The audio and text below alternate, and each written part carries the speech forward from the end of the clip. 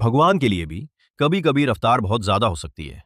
ये कहानी है शनिदेव की, एक ऐसी शक्ति जिनसे सब डरते हैं क्योंकि वो जिंदगी की रफ्तार को धीमा कर देते हैं। लेकिन आज उन्हें खुद एक पहाड़ की चोटी से सुपरसोनिक स्पीड, बेहद तेज रफ्तार पर घसीटा जा रहा है। शनिदेव ब्रह्मांड के परीक्षक हैं। उनका आना आमतौर पर कठिनाई का संकेत होता है, एक ऐसी परीक्षा जो हर आत्मा को कभी ना कभी देनी पड़ती है। वो बड़े बड़े राजाओं का लय बिगाड़ देते हैं, लेकिन उनका नया निशाना थोड़ा अलग है, भक्ति और शक्ति का सामना। जब शनिदेव खतरे की तरफ पास आते हैं, तब हनुमान जी बिल्कुल शांत और स्थिर हैं। उनका पूरा ध्यान सिर्फ भगवान राम के पवित्र नाम पर केंद्रित है। किसी और के लिए शनि का आना एक बड़ी मुसीबत होता, क्योंकि शनि की एक नजर ही किस्मत बदल सकती है।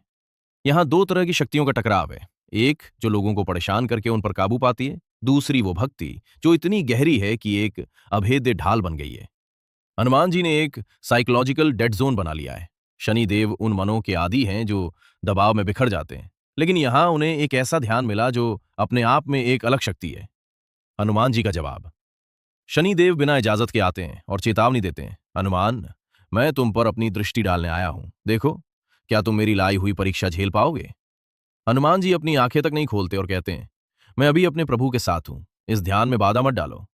लेकिन शनिदेव के लिए ये इनकार उनकी जिद को और बढ़ा देता है। वो इसे एक साधारण शक्ति संघर्ष की तरह देखते हैं। वो ये नहीं समझ पाए कि जिस मन में अनंत का वास हो, वहां डर की कोई जगह नहीं होती।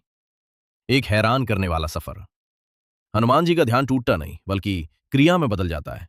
बिना खड़े हुए हनुमान जी की पूंछ एक लोहे की जंजीर की तरह शनिदेव के चारों तरफ लिपट जाती है। इसके बाद जो हुआ वो शारीरिक श्रेष्ठता का एक अद्भुत प्रदर्शन था। हनुमान जी आकाश में उड़ने लगते हैं और शनिदेव को अपने साथ बेहद तेज रफ्तार से घसीटने लगते हैं।